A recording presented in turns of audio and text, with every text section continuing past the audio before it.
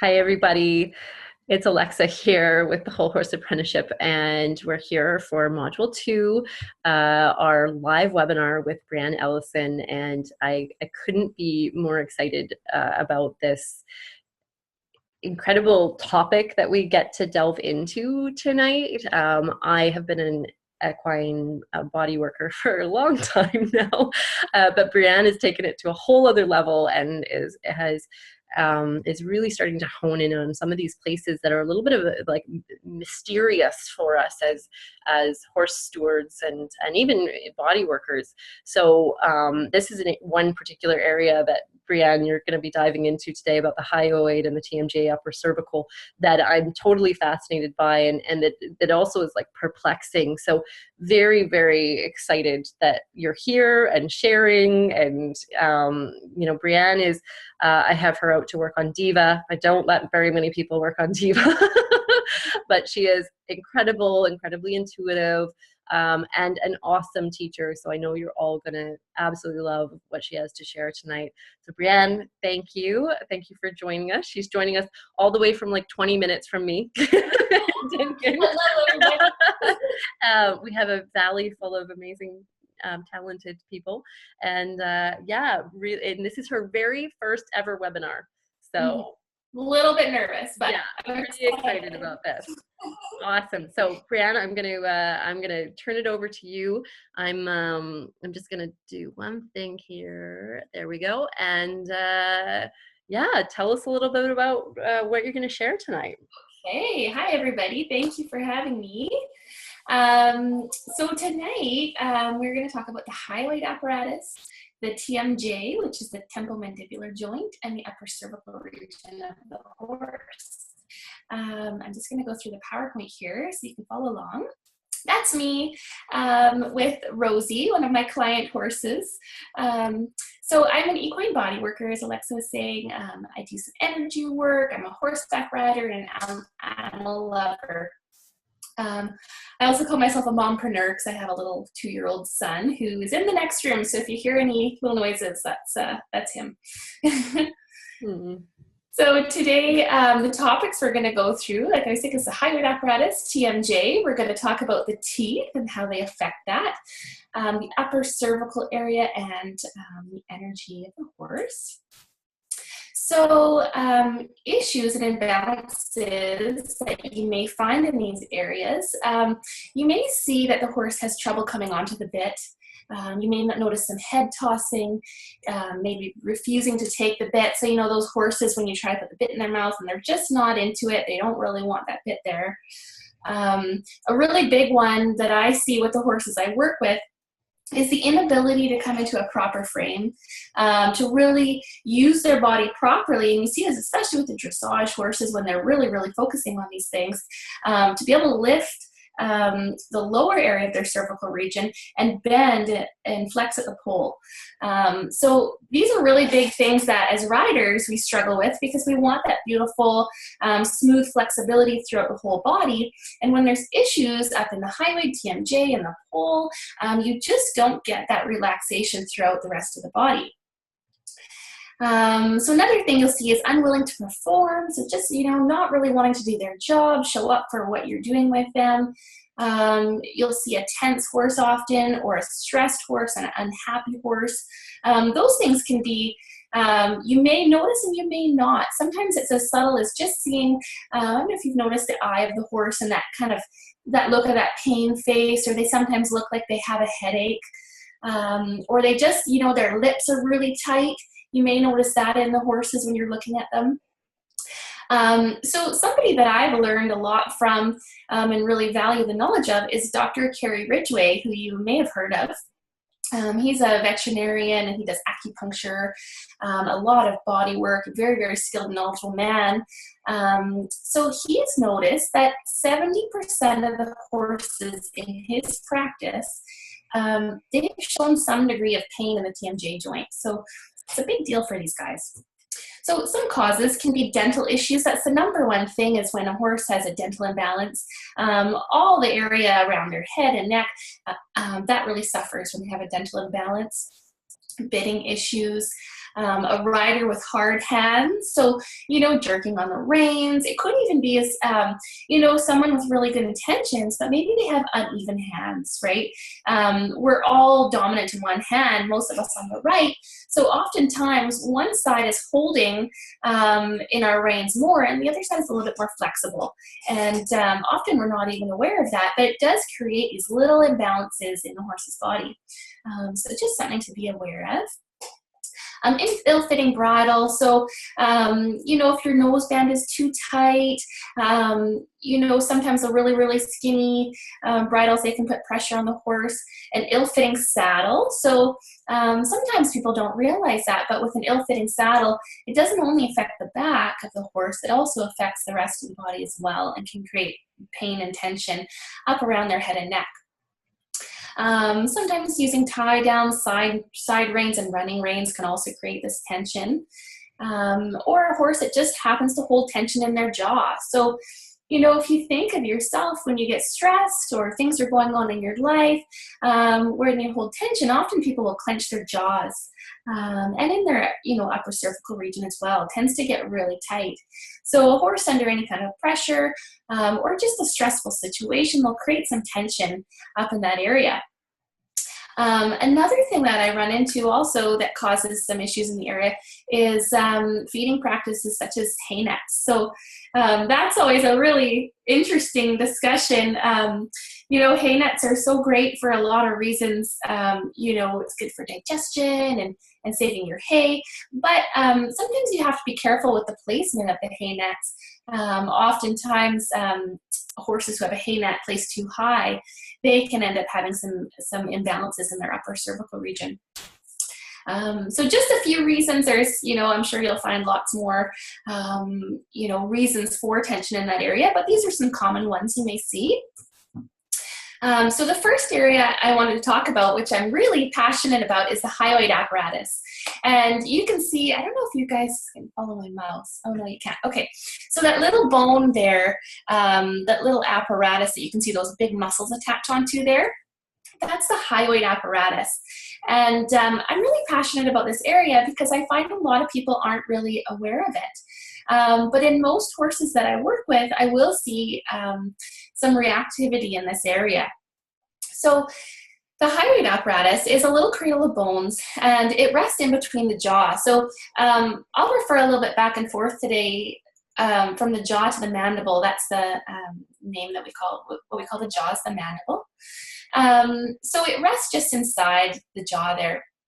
Now, the attachment point for the base of the tongue is in this hyoid apparatus, which is really interesting. Usually, you know, when you look at the picture and realize just how long the tongue is. So I like to look at it as a bit of a triangle. So the tongue comes up, it rests in that hyoid apparatus, and then you have a couple of muscles that attach to that hyoid apparatus as well. And in the lower picture there, you can see we've got one muscle there, the sternohyoides muscle, and it attaches from the hyoid apparatus down to the sternum. And you can almost just see on that bottom picture where it attaches into the top of the sternum there. So really, when there's an issue in the hyoid or in the sternohyoides muscle, you can see some issues with the horse coming into the proper frame. The other muscle there that you see is omohyoides, and it attaches onto the hyoid apparatus and then behind the shoulder blade. Don't worry about memorizing the names of these muscles necessarily. I know a lot of it can be a little bit foreign, but basically if you remember that there's, you know, the two muscles, one connects onto the sternum, one behind the shoulder, and then the base of the tongue also connects into the hyoid. So those are important for us to know. So I want to jump in and show you guys how you can check the hyoid apparatus on your horse. And this is a technique I use on pretty much every horse that I see in a bodywork session. I like to check and see if the area is reactive. So you can see my horse JD there, and I've got a flat hand. And what you'll do is take that flat hand, and with your fingertips, you're just going to go just inside the mandible, so just inside that jaw. And in the deep space right inside the jaw, kind of between the cartilage in there, you're going to just push straight up and kind of towards his ears. And you're going to want to make sure, if you have somebody holding the horse, that they're not standing directly in front of the horse, because if it's reactive, their head is going to shoot up in the air. And often I find a lot of horses are reactive in this area. So just taking your hand, pushing straight up. A positive reaction, meaning there's something wrong, would be if the horse's head shot straight up in the air. There will be different degrees to that reaction. So you may notice a little bit of a head toss, or the horse might go, be pretty upset by you checking this. So you're going to be really gentle when you check this. I always like to start with a light pressure. And I like to explain a light pressure as if you were checking a peach and you wanted to see if it was ripe, but you didn't want to bruise it. That same pressure that you check the peach with is always your light pressure when you're palpating the horse anywhere. So always start with that light pressure. I like to check things maybe 2 or 3 times. This is kind of a sensitive area in the horse. So I have sometimes seen a horse where you'll touch it once and they're just not quite sure what you're doing. And so that head will maybe move away, and you check it again and you realize, oh no, it is actually okay. There's no reaction. So play around with that. Check in there really gently, see if you get a reaction. If you keep having a repeatable reaction, you know that you have a high weight imbalance. There's a really great video on YouTube for checking the high weight apparatus and also for releasing it. The video is by Dr. Heather Mack, and I've got the link at the bottom of this PowerPoint. Mm-hmm. I don't know if you're able to copy and paste that, but I can send it to everybody later if you'd like it. Oh, that'd be awesome, Breanne. Thank you. Oh, no problem. So this is a picture of Dr. Heather Mack here. It's a little bit blurry. I pulled it off of YouTube, and she's doing the tongue stretch here. So this is a technique that I'll use in my practice to release the high weight apparatus. So it looks really bizarre. Oh man, when you go to a barn and you go to pull a horse's tongue out, people kind of wonder what you're doing. But this little stretch works so incredibly well. I've seen many horses in my job working as a body worker. I'll check their high weight and they'll be so reactive. You can tell it's definitely a painful area for them. You'll do the tongue stretch and then check again and there's no reaction. And it's just the best thing to see the relief on that horse's face, and owners are always really happy to do that as well. That their horse is feeling better. So with the tongue stretch, what you want to do is when you're checking the high weight, if your left side showed you a reaction, you're going to pull this tongue out to the right. So that's going to give you the good stretch on that left side, is pulling the tongue out to the right, and vice versa. So if you do go ahead and try this, you're going to gently ask for the tongue through the side of the mouth. You're going to pull it out of the mouth nice and gently where there's no teeth. So it's not going to end up, your horse isn't going to end up, biting their tongue. You have to be careful of that. You're going to have a nice loose elbow, and you're going to imagine just gently holding on, just tight enough so you don't lose the tongue, but you're not really pulling it. So again, with your light pressure. Now, if a horse is not comfortable with this, if they kind of throw their head back and they're backing up and they're not feeling very comfortable with this, make sure not to hold on to them by the tongue. You want to hold on with the halter, or you can just let go of the tongue and maybe try again. Or this is one that's really good if you have a body worker come out to your place and do this for you. So the next thing I always like to share with people, if you're going to try this, the high weight apparatus is very, very delicate. So if you do pull on this tongue too hard, it is actually possible to fracture it. So you do want to be very, very careful, very gentle with it. Not to scare you too much, but I always just like to, make sure people are aware of that. And again, you can watch Dr. Heather Mack's video, and she shows you really, really well how to do this at home. Okay, so when you have the tongue out of the horse's mouth, you're going to follow the movement. So 9 times out of 10, they're going to pull the tongue in and out, in and out, in and out, which you'll see on the video there. And you're just going to follow the movement. So again, keeping those nice loose elbows, following the movement with the horse. Sometimes you'll feel a little spasm in the tongue. I often find if things are really tight, I'll feel a little vibration under my hand.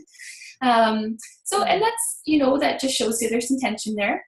So just with a really loose elbow, just hang on to the tongue, follow the horse's movement, and eventually you'll feel it start to soften. You'll feel like there's a little bit more range of motion. You may be able to do a nice circle with the tongue. And you'll often see the horse will have a nice yawn when you're doing this as well. So sometimes when you start with this technique, you know, they're a little unsure, but 9 times out of 10, by the end of it, they are so happy. So yeah, really nice one to do. One thing I find is important for this release is once you've let go of the tongue and it's gone, you know, you've let the horse go, and you might be getting ready to do the other side of the tongue or move on to something else with your horse. I like to give them a couple of minutes. So I always find that the horse will kind of drop their head, they'll lick and chew, they might have some long blinks, they'll yawn. And I feel like this is important for integrating the new feel into their body and really getting the full benefit of the stretch. So just taking a breath and letting them have a moment there. Mm-hmm. So that was step 1 of the hyoid release. Step 2 is you're going to be working behind the shoulder blade. So this is on that muscle we were talking about that attaches from the hyoid apparatus to behind the shoulder. So what you're going to do is you're going to guide the horse's nose towards you on the same side that you're on. So you can see in the photo here on my dirty horse, I'm standing on his right side. So his nose would come towards me on the right side. You're going to have a straight hand, so that same straight hand that you were using to check the hyoid, and you're going to just slide that in behind the scapula. On every horse, you'll find the front of the shoulder there's a little bit of an indent where it's easy for your hands to get in behind that bone. And again, you'll see this on Dr. Heather's video as well. So you'll be able to slide in there. Sometimes horses will be quite tight, sometimes they'll be a little bit reactive, and you're just going to judge your pressure on their reaction. So if they're, you know, showing signs of discomfort, you're going to ease off, go a little bit lighter, maybe not go as deep. If they're, you know, leaning in and putting their head down and really enjoying it, you're going to let your hands just sink in further. So often when you go in this area, when you first go in, you're not going to be able to get too far, maybe up to the first knuckle or so. And then eventually you're just going to ease in a little bit farther as it softens. So just take your time in the area here. And this will be the second portion of your hyoid release. Cool. Yeah, so hopefully that wasn't too much information. I know I tend to talk fast going through these things. Hopefully everybody got that. No, it's perfect. And I learned some things too. So. Oh, good. Great. Yes. Cool. So the next part of the horse I wanted to talk about was the TMJ, so the temporomandibular joint. And this is my horse, JD, and my fingers are just below that TMJ joint there. So the TMJ, its job is to open and close the mouth. It moves the mouth from side to side, and it moves the mouth from back and forth. So it's a big major joint in the horse's head here. Oftentimes, like I was saying, in Dr. Kerry Ridgway's practice, he saw 70% of horses have an issue in this TMJ area. Here's a photo of me doing a TMJ release in a course that I was in recently, actually. And what you're going to do to check this TMJ area is you just place 2 or 3 fingers on this TMJ, and you can palpate the area for any sensitivity. So often when you have a little bit of pressure on that area, the horse will show you a bit of discomfort. That may look like pulling their head away, their body might tense up, their breathing may become more shallow, they might move their head a little bit, put their ears back. It can show in a variety of ways. So just tuning into the horse and really looking for a reaction there is going to show you if there's an issue in the TMJ. You can also put your hands right in between the TM joint and just check for the spacing on either side. And again, you can always get a body worker to come out and help you with that. So to release the TMJ area, a really nice method, it's very, very gentle, anyone can do it at home, is just holding your 2 or 3 fingers on that area. And again, you're going to start with a light pressure. So if you're testing a peach to see if it was ripe enough to eat, but you don't want to bruise it, that's your light pressure. So you're going to hold your fingers on the TMJ. You can do one side at a time, or you can do both sides if you feel comfortable doing that. And you're going to hold, I like to hold for up to about 90 seconds. And you're going to really watch for the horse's reaction in the area. Often they'll have these nice long blinks. You'll get some licks and chews, maybe some big yawns, deeper breathing. They may put their head down lower. You're just going to see, you know, with the release, some relief of tension throughout the whole body. And with this TMJ area, it's really important when we release this to realize the effects it's having on the whole body. So in a bodywork session, you know, if you're working on the rest of the horse, but you leave that TMJ, eventually the stress in that TMJ area is going to trickle back into the rest of the body. So really, really important area to work on in the horse. And so the next area here are the temporalis muscles. And you can see I've got a little line pointing to one of the temporalis muscles on JD's right side. And so one thing you can do with the temporalis muscles is bringing the forelock up, and you can compare the size of these two muscles. So this is going to indicate to you a dental imbalance. So if one side is bigger than the other, that often shows that that's the side that the horse is chewing on more. A really interesting thing with this, again, super easy thing to look at, but you may notice if a horse has a larger temporalis on one side, the opposite hind leg also tends to be a little bit weak. So they may have a harder time with that opposite hind leg. So something to just watch in your horse or in the horses that you encounter, you know, having a look at these areas and just seeing if there's, you know, size difference. You can palpate them for reaction and see if there's an issue there. Okay. That's super interesting. Yeah, kind of cool, hey? Yeah. So the next thing I was going to go through is dental imbalance. So dental imbalance is a big deal for horses. It's one of the most common reasons they experience issues in the hyoid, in the TMJ, in the pole, upper cervical area. So I usually say a horse should be checked for dental imbalances every year, not necessarily floated every year, but have a look, you know, with someone really qualified. That may be an equine dentist, it could be your veterinarian, someone who's going to open up and make sure they look at the whole horse's mouth, you know, making sure they get to the back teeth there and making sure there's no hooks or ramps or any issues in the mouth. Some signs that you can go ahead and check for dental imbalance. If your horse often is, you know, tossing their head, if they're rooting for the bit, if they stick their tongue out when you're riding them, or I've even seen horses do that in the stall. If they're hanging their mouth open, you know, often they'll just look sort of uncomfortable in that area. If they're unwilling to accept the bit, that often indicates a dental imbalance. You know, it's uncomfortable in there, they don't want to accept that bit. If they tend to be fidgety or nervous, especially when you're, you know, getting tacked up about to put their bridle on, or when you're riding, or if they're just unable to stand still, you know, they're just kind of nervous. That could also be a sign of a dental imbalance. Another big one that people will notice is when their horse is dropping food. So when they're eating, and I'm sure a lot of you have seen this, the horse is eating, you'll see those quids, you know, that little bit of clumped hay on the ground, or they're eating their grain and it's all kind of slurping out of their mouth when they're trying to eat. That can be a sign of a dental imbalance. And also a lack of focus. So in any of the work they do. So just like us, you know, if there's some pain in the body, it's just hard to focus on the task at hand. So horses that are experiencing that, they just have a little bit of a harder time doing what we are asking them to do, you know, whether it be groundwork or ridden work or whatever it is that we're asking them to do.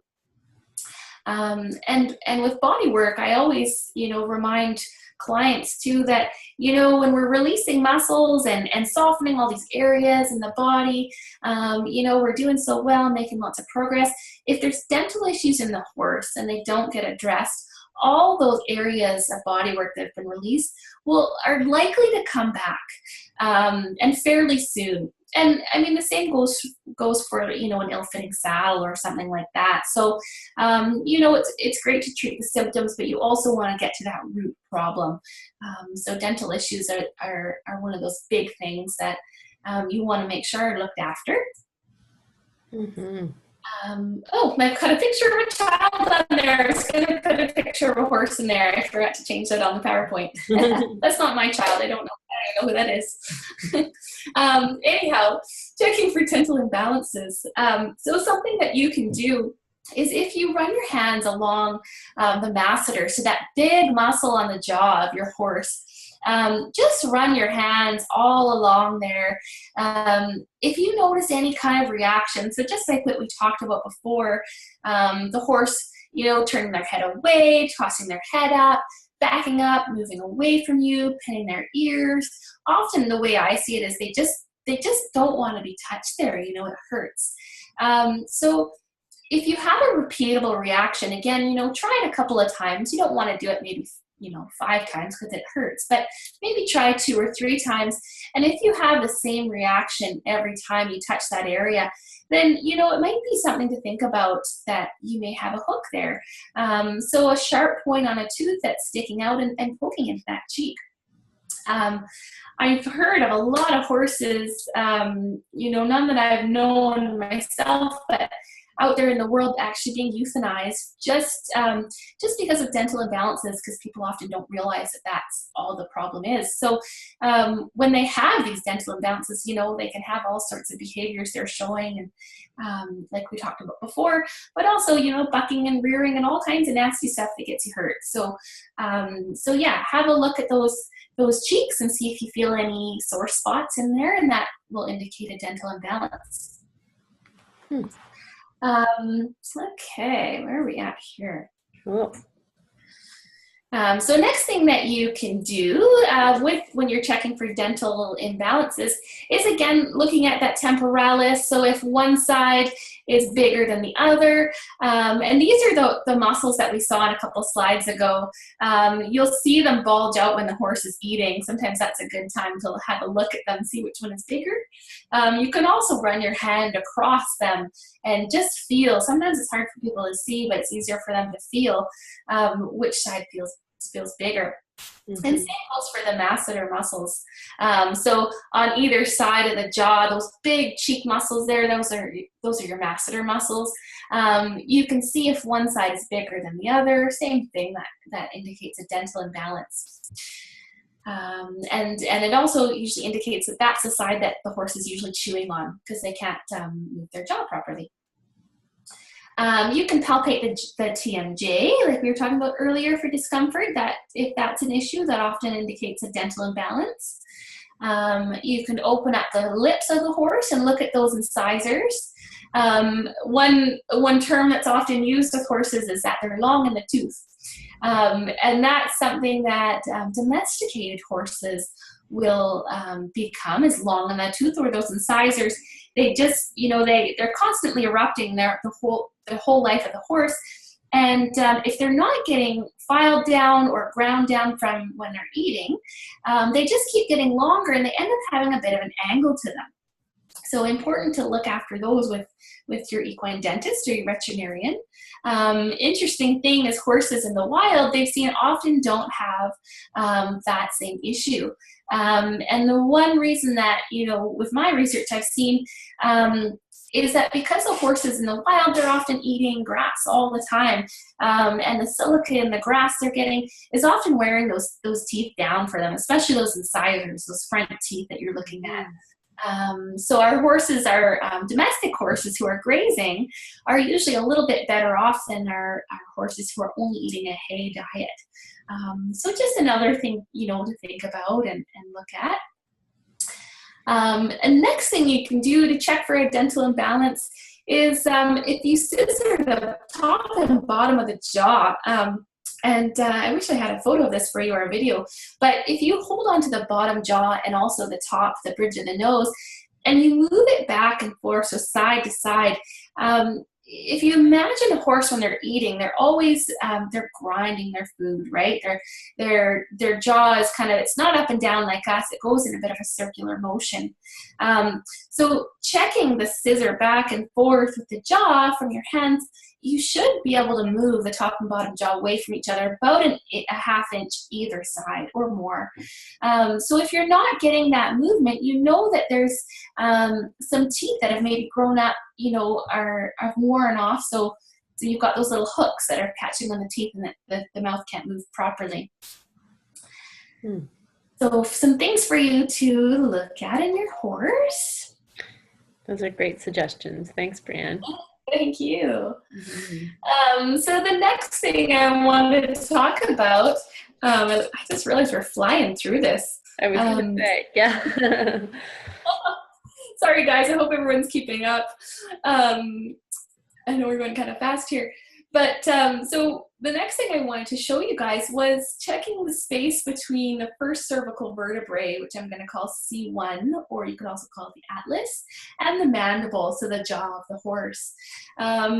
So what I do in my practice in body work is I'll have my fingers resting in that space. You can find it when you just come forward of the wing of the atlas, that first cervical vertebrae, and you find that dip, that space where you fall off that C1. There's a space that's usually pretty squishy before you get to the jaw. So that's the space that we're looking for.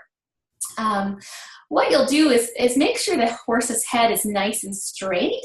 Make sure their ears are parallel to the ground, so that you don't want their head tilted over. You don't want their nose twisted around. You want their body pretty square, their head nice and square and level. And you're just going to have 2 or 3 fingers in that space there. I do both sides at the same time, and just feel the difference in the space from the left side to the right side of the horse.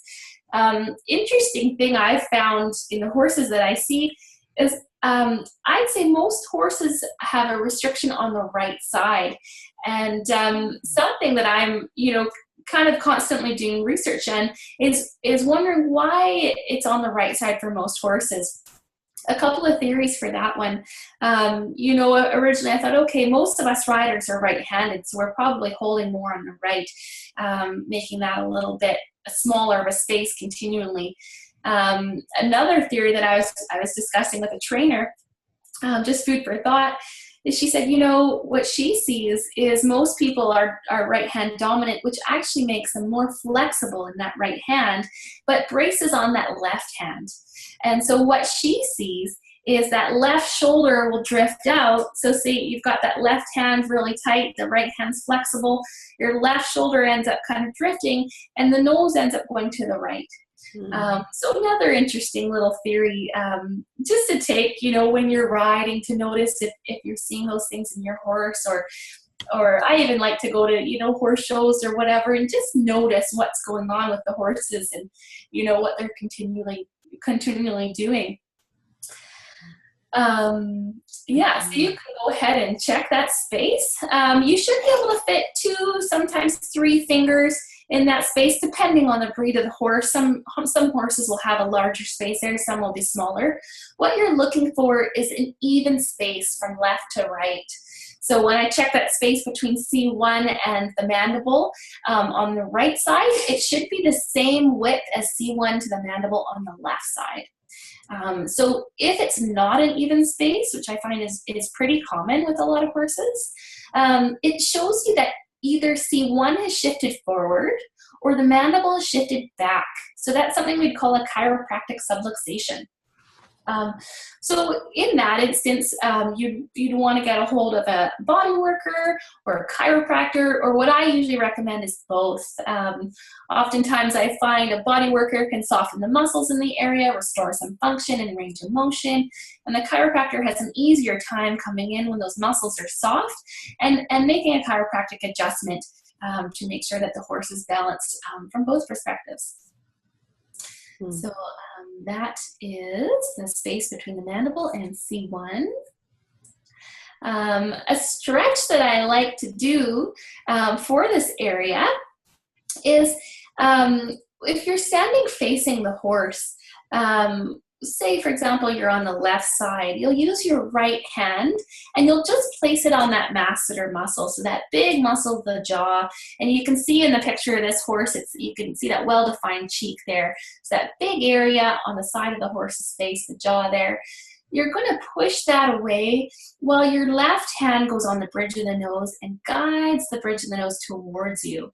So again, if you're standing on the left side, you're going to imagine on the right side, that space between the mandible and C1 just opening up and having a nice stretch. So pushing the jaw away, pulling the nose towards you.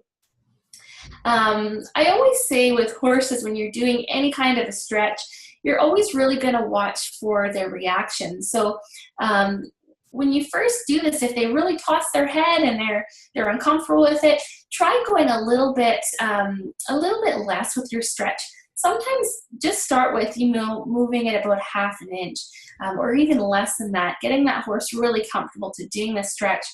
And often, just like us, when we start a stretch and we're tight, once we settle into it, we take some deep breaths, we're feeling comfortable and safe in the stretch, we'll go a little bit farther, so the space will open up a little bit more. So don't worry if you go and try this stretch and you're not moving very far.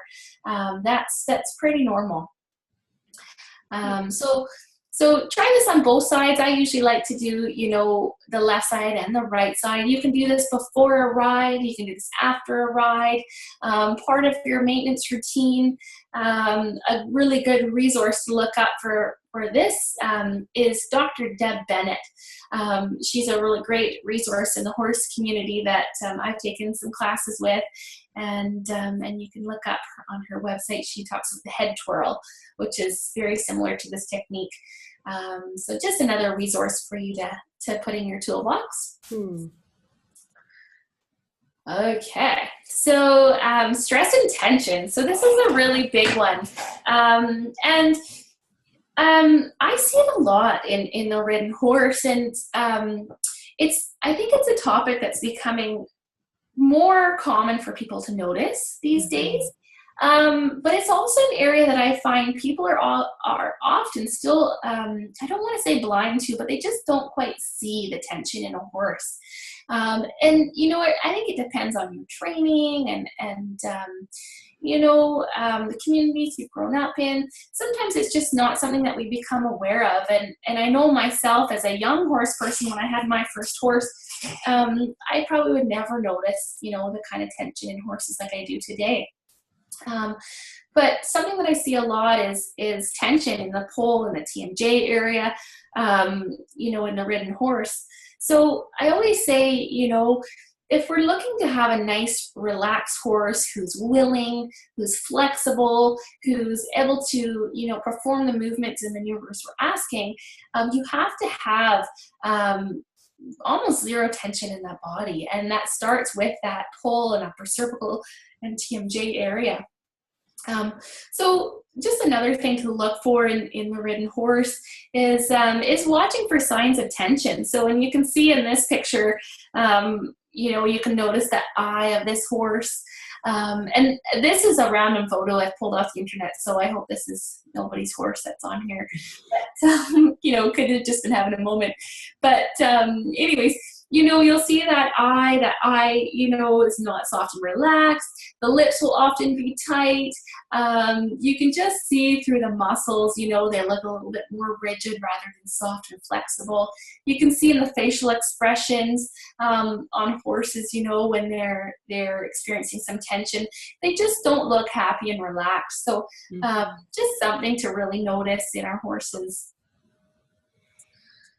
Mm-hmm. Okay. Oh, and that was my last slide. We really powered through this. It's funny because I was going to include some more slides. I thought, oh man, this is going to be way too much information. I'm going to pare it back a little bit. Yeah. Pardon, Alexa? This photo of you is one of my faves. Oh, thanks. This was my wedding. And yeah, so if anybody's got questions. I know we really powered through that. If you've got some questions, please feel free to ask. Cool. Well, I'm just going to tune in here before we open up the lines and just share that I know that we're not all close to Breanne, but as you have found out today, she is an amazing resource. And you know, if you are close to her, I would definitely recommend a session with your horse. I know that she's done some really great things with Diva, and so down at the bottom here is some information to contact her, and I'll also jot it down to make sure I send that out. And maybe Breanne, if you wouldn't mind, I know that you're on our Facebook group page, even posting your website and any of those resources that you shared, because they're all just sounded excellent. So you know, one of the big parts of the apprenticeship is curating content. And of course, I'm just one person. So you have like these resources that are really amazing. I'm really excited to start, you know, incorporating some of these pieces that you shared today. You know, it's funny that I've been doing body work for a long time, but there's things that I don't do, right? And you learn them from all these different places. So, you know, I can only imagine the value that other people are receiving from such practical advice on how to get hands-on and actually help their horses, which is, you know, so great. I just have completely appreciated all the sharing that you've done here today. So thank you. Oh, well, thank you for having me. And yeah, I'll definitely post some resources, websites, articles. I'm kind of a collector of all this. Give it to us, because we love that stuff. Yeah. Great. Awesome. Wow, wonderful. Thank you, guys. Yeah, so I'm going to unmute everybody here. Okay. And then let's see if we've got any questions at all. I'll come back so I can see everybody. Let's see if I can figure out. Yeah, I was going to say, if you unshare the screen here. Perfect. There they are. Hello, everybody. You're superstars. Okay. How's it going out there? Good. Good. I have a question, Breanne.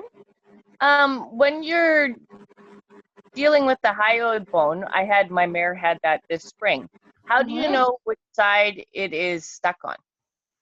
Okay, so I'm going to pretend I'm a horse.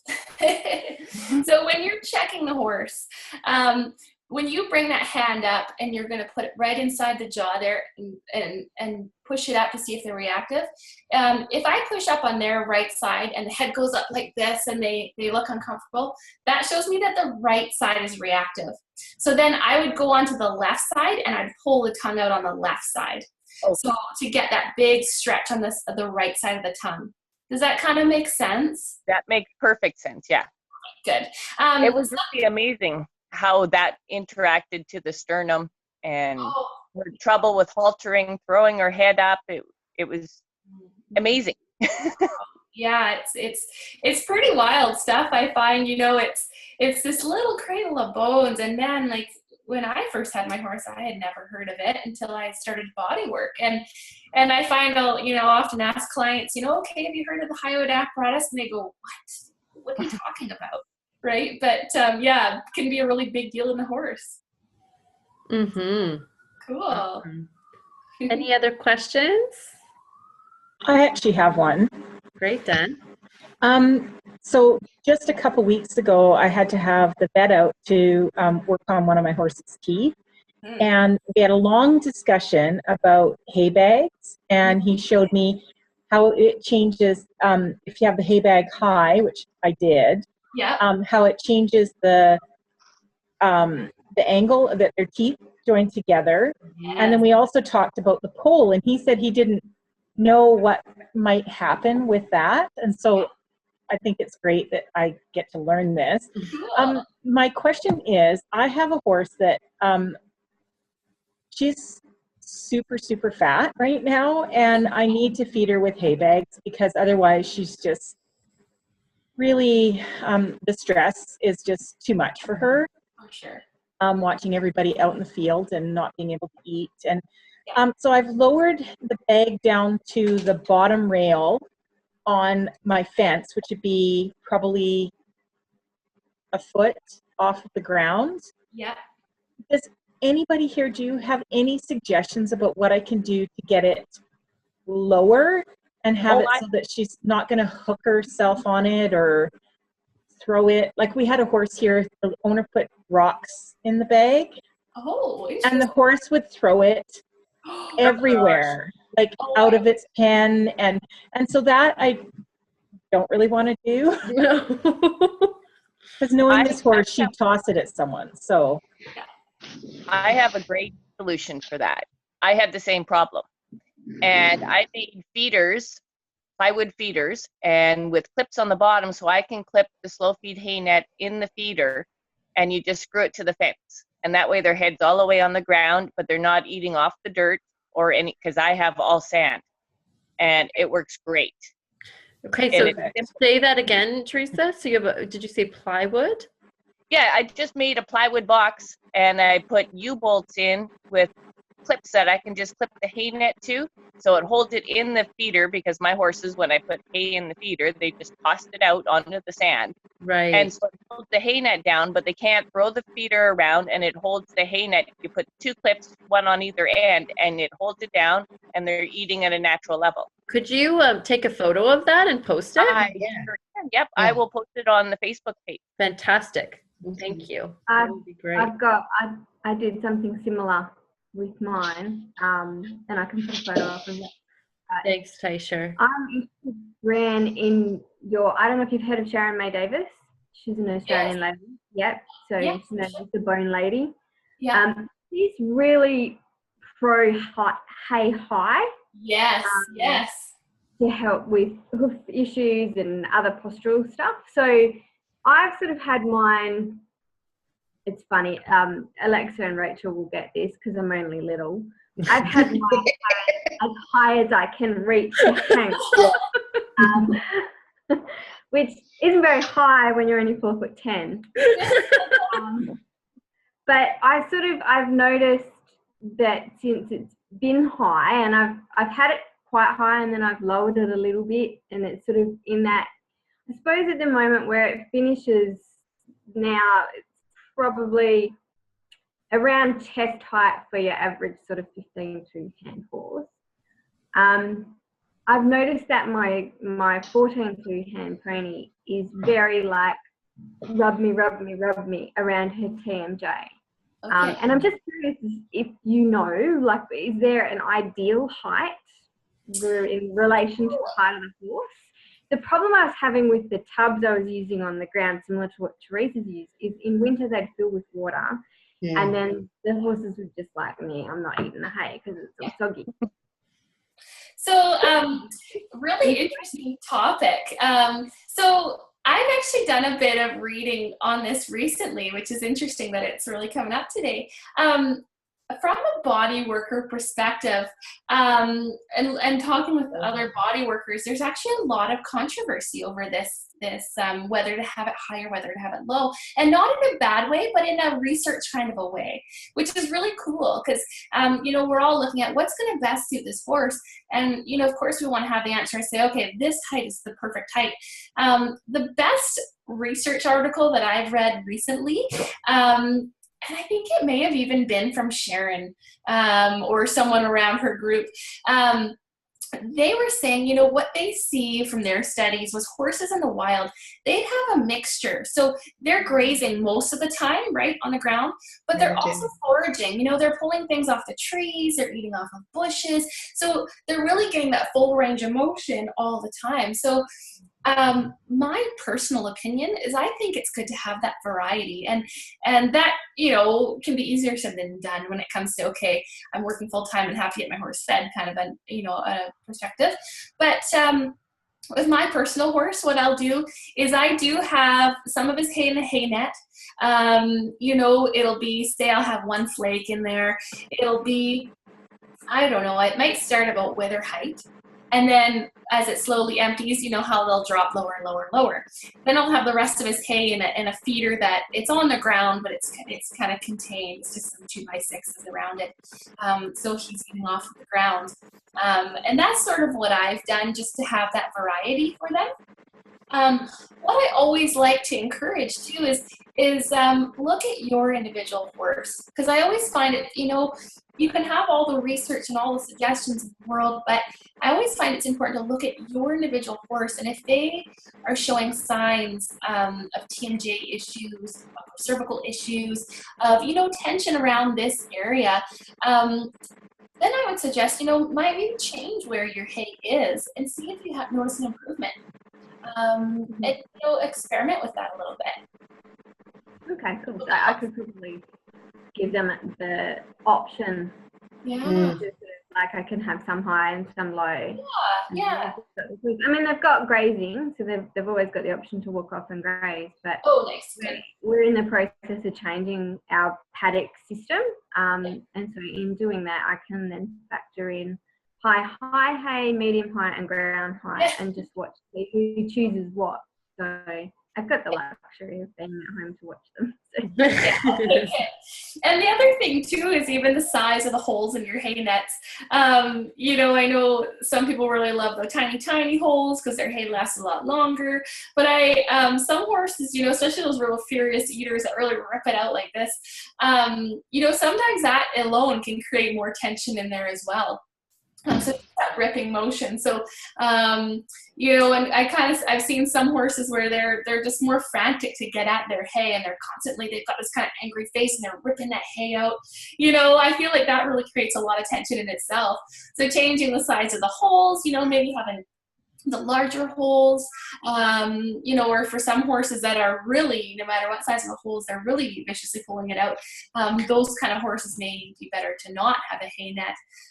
Of course, that's harder when you've got those, you know, like your horse that, you know, she is a little bit of a bigger girl, and, you know, you want to reduce that feed consumption all at once, have her eating all through the day. But just a couple options to look at, you know. Yeah. Well, and especially now, I think so many of us like are feeding, you know, the hate. I think probably a part of the controversy that you're noticing, Breanne, is, I mean, even like 3 or 4 years ago, we didn't really feed out of hay nets, and I know I didn't. And it's a relatively kind of new thing to be feeding in that way. And so there's, you know, the research is probably still a little bit out in terms of what the best ways of doing it are, but you know, it's a cool kind of new frontier that way, because, you know, for you, Dan, like being able to have your mare, you know, a possibility for her to be eating for longer, and you know, there's that balance of, you know, she's obviously really stressed when she doesn't have feed, so this sort of takes that stress down, at least for her. And then so it's great. Like I know I feed with hay nets because it's so wet here, right? And Breanne, you're probably the same, that, you know, we have to find a way, and my horses are epic wasters, so you know, the moment they step on it, it's like, oh, It's ruined. oh, Yeah. total snobs. So yeah, For sure. Mm-hmm. And you know, another thing too is, you know, when you're in that scenario, when you're, you know, I always say, as long as you've got good intentions, you know, you're doing some research and you're doing the best you can with what you've got, you know, you're probably doing a good job. Something to incorporate, you know, if you keep having those issues with that tension, is, you know, finding a body worker in your area to help to release them. And you know, that's another thing. Sometimes, you know, that tension may have been there for a while, it needs to be released. That in conjunction with what you're doing with your, you know, feeding practices can make your horse a little bit more comfortable. Nice. Yeah, and I can always recommend people in whatever area you're in. I've got lots of, Alexa too, you know, lots of resources out there for people to connect with body workers in their area. Yeah, perfect. Or in my case, I have to learn everything myself because she won't let anybody but me touch her. That's very true. Yes. Alexa tried to touch her and was promptly told where to go. So. Yeah, she told me where to go. I was allowed to do body talk, but that was And about that's it. I always find when someone like you has that connection and that trust with that horse, it's amazing how much you just having that connection really does for the horse, and does for their energy and their well-being. Just having that connection with a human they can trust is a big deal for them. So that's great that you've got that. Yeah. Well, I would love to ask a little question since we're in the energy module, Breanne, and just wondering if you've seen any connection or sort of influences of this apparatus, the TMJ, the hyoid, the teeth on sort of the energy systems of the horse. Absolutely. So that's a good one that we were going to go into. So I see quite a few energy imbalances there. So one thing that's interesting to note, and I won't go through all the specific points, but there are a number of acupuncture points around the head. So a lot of the meridians will begin or end there as well. They'll have these points there, sorry. So having restrictions in the body, in that area, in turn can affect those meridians as well. One thing that I like to do, and I don't know if you guys have started doing this kind of work at all yet with Alexa. If not, I'm sure you will soon. But is feeling for the energy in that area. Have you guys gone through some grounding techniques already? We've done a little bit, yeah. Cool. Okay, so I like to use a good grounding technique. So one that I like for myself is imagining my feet in a river. The water's rushing past my feet. My feet are standing nice and strong, connected into the earth. You take a couple good deep breaths. Just get really nice and centered, nice and grounded. Close your eyes for a second if you need to. Then I like to rub my hands together, get a bit of an energetic charge, and just hold them. Just hold them around, say the TMJ, around your horse's face. They might move off of you at first because it is a sensitive area to have your hands, holding against.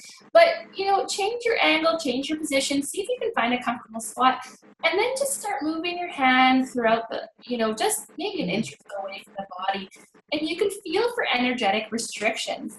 And again, I'm sure you guys are going to go into this in way more depth, but something you may feel is a bit of a tingling in your hand. You may feel a heat, a cool. Myself, I feel a pull. So if I'm running over the body, all of a sudden my hand will feel heavy and feel drawn into that area, like there's a restriction there. So I'll often see that around the head area with the horse. So just another little tool, something for you guys to try. If you do find you have a restriction, you can feel under your hand, that tingling or heat or pull, whatever it is.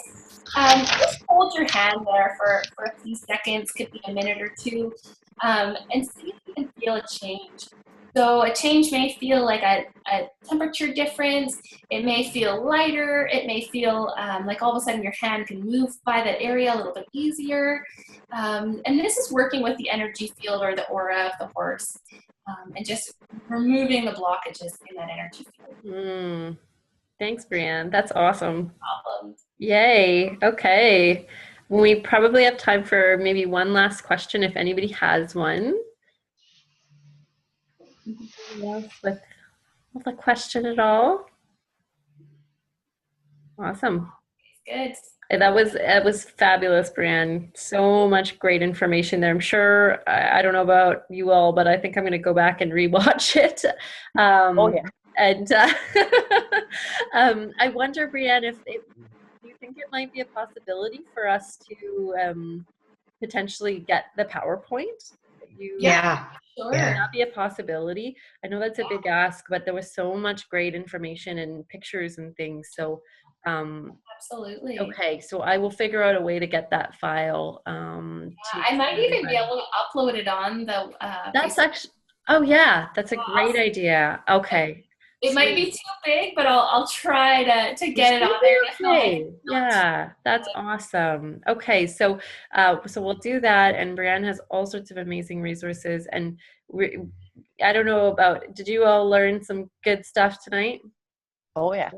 Yeah. Oh, good, good, good. Totally. I feel really full, and it's like in a Thank good you. way. So yes, thank you, Breanne. You did fantastic, by the way. Thank you. Thanks for having me. Sorry I talk so fast. It was perfect. It was absolutely perfect. I know that everybody that jumps on the replay is going to love it as well. And, you know, I just, as always, really appreciate your guidance and wisdom here. And yeah, it was fantastic to go deeper into this area. It's such a huge place for, you know, behavior and just the general overall happiness of our horses. So yeah, just wonderful stuff. So what I'm going to do, everybody, is I'm going to stop the recording now, and I'm not going to end the meeting right away, but I'm just going to stop the recording. So thank you, Breanne, Thanks for and having me. thanks for everybody who hopped on the replay.